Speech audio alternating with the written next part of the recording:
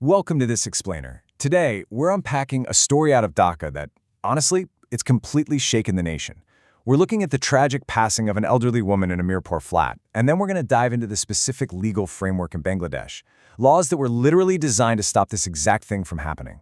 It's a heavy one, folks, but understanding the facts here is just absolutely crucial.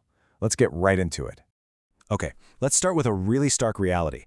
The flat was so dirty and smelled so bad that the police couldn't stand it. That quote, that comes straight from MD Hassan Basir, the officer in charge of the Pallavi police station. We're talking about a scene of such severe neglect that seasoned police officers, people who see terrible things every day, could barely even stay inside. It immediately sets off massive alarm bells. Like, how does someone just get left in conditions like this? And that brings us to the central, incredibly jarring question of this whole case.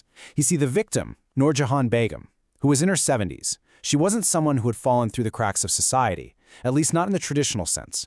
She was actually the mother of highly successful, prominent people. So the cognitive dissonance here is it's massive. How does a woman whose children are at the very top echelons of society end up dying alone in absolute squalor unnoticed for days? It's a question that sparked so much empathy and really a huge demand for justice. To figure out how we got here, we really need to look at the facts. Section 1. A tragic discovery and the investigation details. Let's walk through exactly what the police have uncovered so far. The disparity here is just staggering. On one hand, you have the mother's final days, a room literally filled with garbage, a damp floor breeding fungus, total isolation, and, well, an environment so degraded there were insects everywhere. But then on the other hand, you look at her children. Her eldest son is a joint secretary in the government. Another son is a teacher at BUET, which, if you know, is one of the most prestigious engineering universities in the whole country. Her daughter is a local school teacher. Trying to square those two realities, it's really difficult to process. Let's paint a clearer picture of the household itself. The flat was on the 4th floor of a building in Mirpur, Section 6, Block C.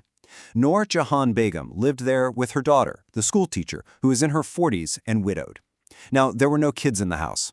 But what really stands out from what neighbors told the police is the extreme, almost total isolation. Residents said that even though they'd lived there a long time, the mother and daughter almost never went out. They didn't socialize, and get this, they wouldn't even open their door if someone knocked. So let's walk through the timeline of how this tragic discovery actually happened. According to the police report, the mother had actually passed away several days before anyone even noticed. Think about that. It wasn't until a Sunday that the daughter, who couldn't get a response from her mom, went to a local clinic and brought back 2 nurses. Within minutes, literally minutes, of walking into that room, the nurses were met with a horrific scene and immediately dialed 999. By the time police arrived, they found the elderly woman heavily decomposed. In the immediate aftermath, the police tried to interview the daughter who lived in the flat, but they reported that her statements were almost completely incoherent. She couldn't tell them when her mom had died or why she hadn't noticed the severe decomposition right in the next room. This obviously prompted investigators to seriously question her mental health and whether she was even cognitively capable of grasping what was happening. After the postmortem, the mother's body was officially handed over to her other son, the BUET teacher. As you can imagine, once these details hit the news, the situation escalated incredibly fast. That brings us to Section 2, public outcry and action. The real catalyst for this public reaction was a video of the mother's room that went viral on social media. People were furious. The anger was immediate and widespread, with citizens everywhere demanding accountability for this kind of neglect. And it wasn't just online outrage either.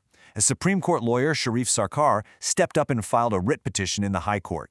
He also formally requested that the Human Rights Commission step in and investigate if a fundamental human rights violation had occurred. The government actually moved incredibly quickly on this. The State Minister for Public Administration announced a full investigation. And pending that investigation, the eldest son, the Joint Secretary, was suspended from his post at the Mongla Port Authority and attached to the ministry. The government made it very clear, if these allegations of neglect are proven true, strict disciplinary actions are going to be taken, no exceptions. Now, this whole situation brings us to a really vital part of this explainer. Section 3, the Parents' Care Act of 2013. You see, Bangladesh has a law designed precisely to protect elderly citizens from this exact kind of abandonment. Under this act, every capable child has a strict legal obligation to their parents, and it's way more than just handing over some cash. Children are legally required to make sure their parents have adequate food, proper clothing, safe shelter, and medical care. But, and this is key, it also mandates something deeply human: companionship, and service. So legally speaking, you absolutely cannot just pay for your parents' physical needs and then abandon them emotionally. It doesn't work that way. To prevent any loopholes, the law lays out some very strict rules. First, if there are multiple kids, they can't just pass the buck and point fingers at each other. They must consult with one another to ensure care is provided collaboratively. Second, and this is a major one, it mandates that children must live in the same place as their parents. And third, you cannot legally force your parents into a nursing home or an old age home against their will, period. Of course, the law does recognize modern reality, right? Like, what if a child absolutely cannot live with their parents because of their job, say a government official posted in a totally different district? There are legal caveats for that. In those specific cases, the child is legally bound to maintain regular, consistent contact, and they must provide a reasonable amount of financial support to ensure every single one of their parents' needs are met while they're away. Now here is a truly fascinating detail. The law leaves 0 generational gaps. It's called the grandchildren clause. If the children are deceased, or for some reason entirely absent and unable to provide care, that legal responsibility doesn't just vanish into thin air. It falls squarely on the next generation.